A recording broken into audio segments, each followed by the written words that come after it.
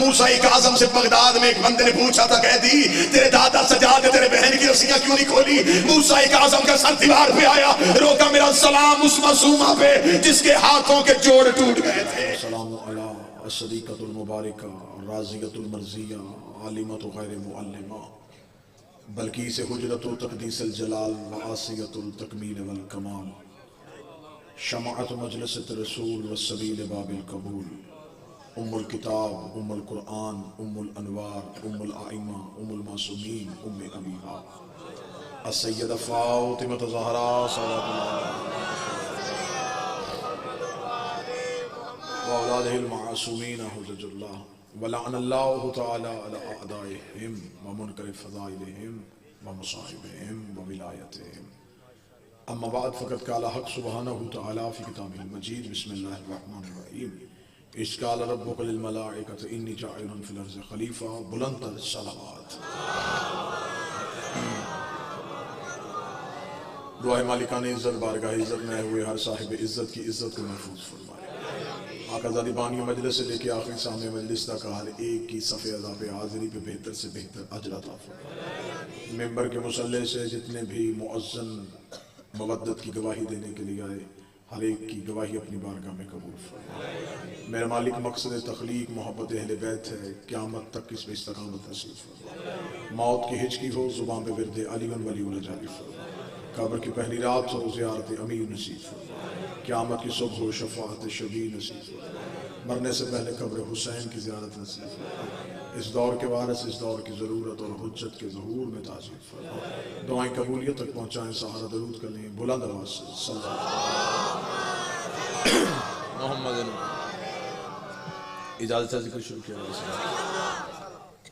खुदा चाहता है कि हज़रत इंसान को हदायत से रोशनास करवाए। वो चाहता है कि इंसान मुकम्मल फलाह और मुकम्मल हदायत पा जाए। इस हदायत पहुँचाने के लिए अल्लाह ने मखलूक तक कुछ हादी भेजे जिन्होंने दुनिया में आके बताया है कि अल्लाह है। क्योंकि खुदा अपने कमाल की वजह से हम तक आ नहीं सकता था, हम अपने नक्स की वजह से उस तक जा नहीं सकते थे। उसका कमाल उसे आने नहीं दे रहा था, हमारा नक्स हमें जाने नहीं दे रहा था। उसे ज़रूरत थी हदायत पहुँचाने की, हमें ज़रूरत थी हदायत लेने की।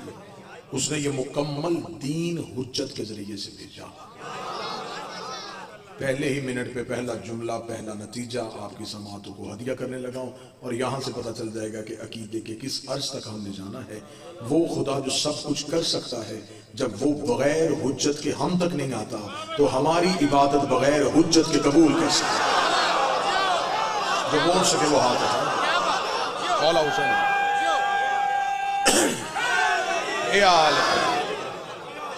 माशा जी, इसी जुमले से अंदाजा हो गया।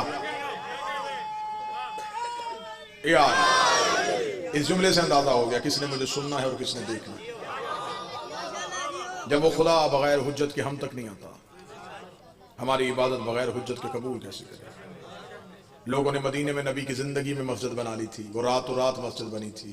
उन्होंने कहा कि हमें वहाँ नबी के पीछे नमाज पढ़ने के लिए गुलामों को पहलू में खड़ा करना पड़ता है। ऐसे ना हो कि हम अलहदा मस्जिद बना लें जो अमीरों की मस्जिद हो, जहाँ अल्लाह की इबादत हो, जहाँ सिर्फ अल्लाह को राजी किया जाए और नबी की मोहताजी ही खत्म हो जाए। जिसके बारे में शायर ने कहा था, मस्जिद तो बना दी शहर में ईमान की हरारत वालों ने। ये वाहद मस्जिद जो एक रात में बनी थी, और सारी रात वहाँ पे मुसलमान अल्लाह की इबादत भी करते रहे, तौहीद को सजदे भी करते रहे, अल्लाह को राजी करने की कोशिश भी करते रहे। सुबह को आके जबरील ने मोहम्मद के कदमों पे अपने पैरों को रगड़ के कहा था, खुदा पाद दरूद सलाम कह रहा है अपने सहाबा को साथ ले, इस मस्जिद को गिरा भी जला भी, गिरा भी जला भी, गिरा भी जला भी। नबी ने कहा, मेरे अल्लाह तेरी इबादत तो हो रही है। आवाज़ खुदा कहता है, मैं लानत करता हूँ उस इबादत में जिसमें मैं हूं और तू ना।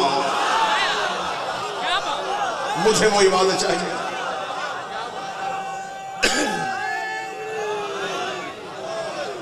जिसने सबसे पहले हुज्जत का इनकार किया था उसे इब्लीस कहते हैं।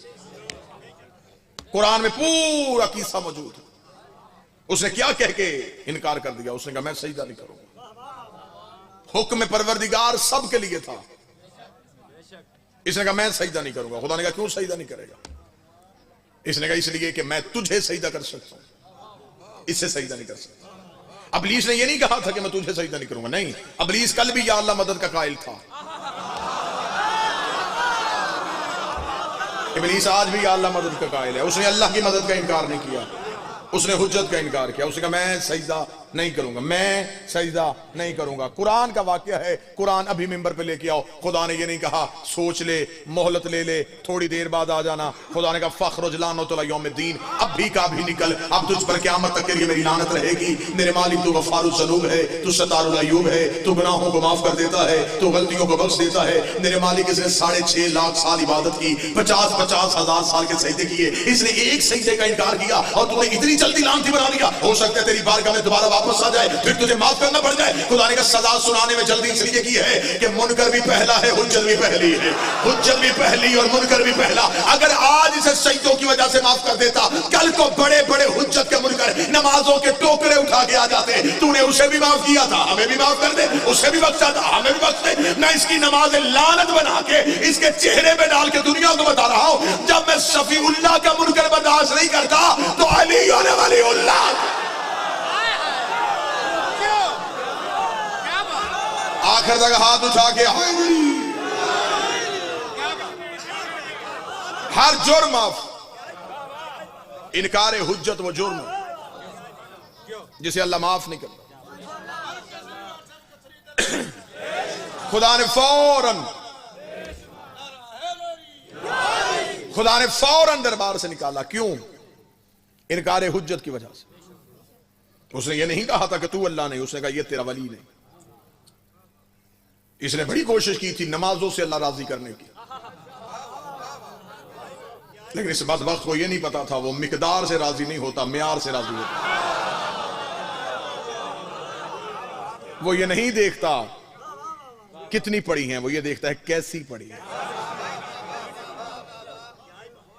ये चाहता था मैं इतने सजदे करूं कि अल्लाह मुझे खिलाफत दे दे, क्योंकि इसने ऐलान सुन लिया था कि वो खलीफा बनाने वाला। ये सजदों की वजह से खलीफा बनने चाहता था। अभी तो इस मरदूद की कोई बेटी नहीं थी।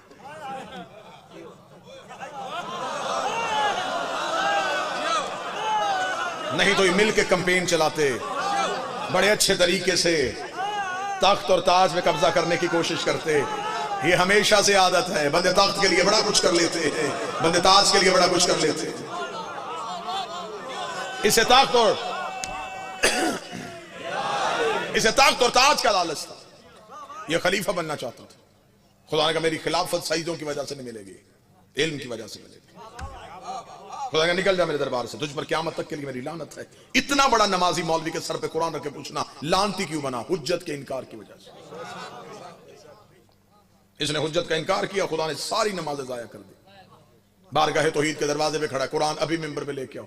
खुदा ने कहा जा क्यों नहीं रहा? उसने कहा मैंने इबादत की है, मुझे कीमत दे।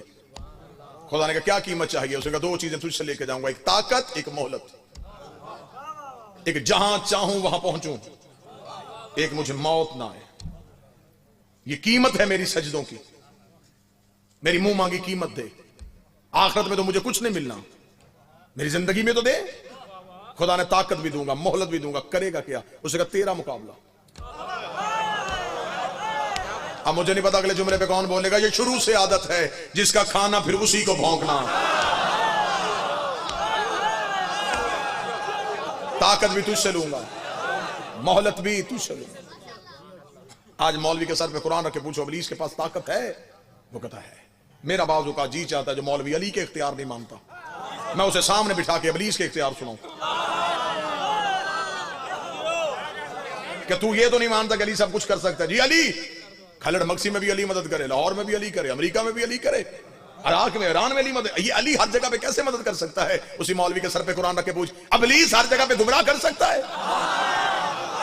कह रहा जी बिल्कुल कर सकता है। उसे कहा खुदा तुझ पे लानत करे, अल्लाह अपने दुश्मन को ताकत दे सकता है, अपनी हुज्जत को ताकत नहीं दे सकता। उसका सबसे बड़ा दुश्मन जहां चाहे वहां पहुंच सकता है, क्योंकि ये अदल इलाहिया के खिलाफ है कि वो गुमराह करने वाले को तो रखे और हदायत करने वाले को न रखे। ये अदल के खिलाफ है। क़यामत वाले दिन इंसान कह सकता था मेरा क्या कसूर, तूने गुमराह करने वाला तो रखा था, हदायत करने वाला तो है ही कोई। मौलवी से पूछो इब्लीस है? वो कहता जी है। नजर आता है? नहीं आता। अगर हम उसे कहे हमारा 12वां है, फौरन कहता नजर क्यों नहीं आता?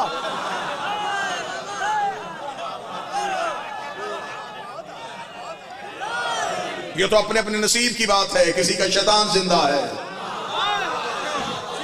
किसी का इमाम जिंदा। हमारा दुनिया के साथ सबसे बड़ा फर्क ये है, उनके इमाम थे, हमारा इमाम है। खुदा का निकल मेरे दरबार से, उसका दो ताकतें, खुदा ने कहा दी, करेगा क्या? करीब मस्जिद हो, करीब घर हो। अभी ताज कंपनी का छपा कुरान बेशक मेंबर पे ले आऊं, मैं कुरान की आयत निकालता हूं। इब्लीस ने जो चैलेंज किया वो चैलेंज किया था। इसने ये नहीं कहा कि मैं बंदों के नीचे से मुसल्ले खींचूंगा, इसने नहीं कहा मैं बंदों को सफा और मरवा से निकालूंगा। इसने एक ही चैलेंज खुदा को कहा, इसने कहा मैं सिराते मुस्तकीम पे बैठूंगा, मैं आदम की नस्ल को सिराते मुस्तकीम से हटाऊंगा। 2 + 2 4 करो, रोज रोज की लड़ाई झगड़े खत्म करो। आओ किसी जगह पे इकट्ठे होकर मौलवी बिठाएं, पहले फैसला करें ये सिराते मुस्तकीम है क्या।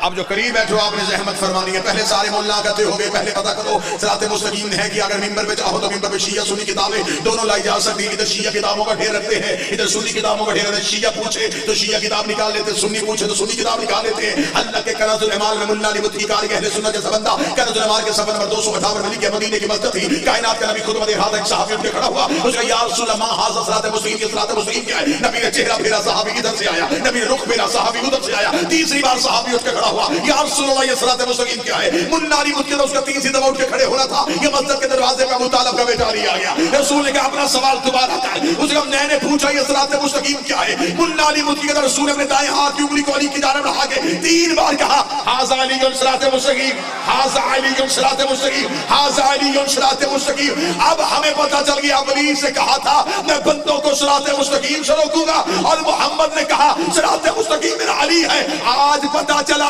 इब्लीस ला इलाहा से नहीं रोकता, अली वलीउल्लाह।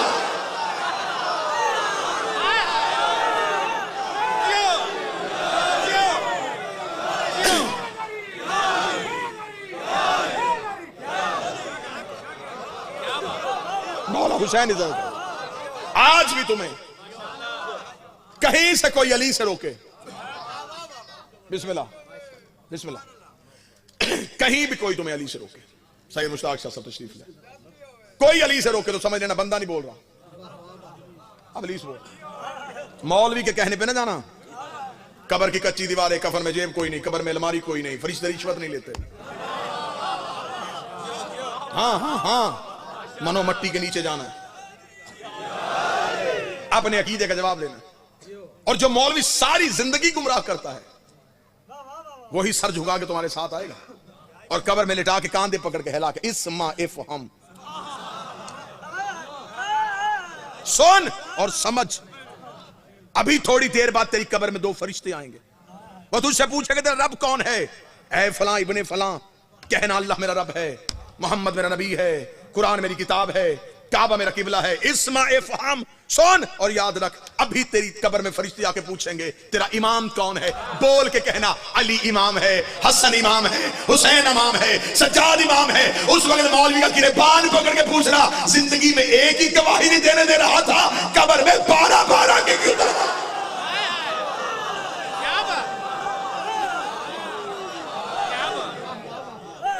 इतना गैर जरूरी है अली तो फिर कह देना था कब्र में।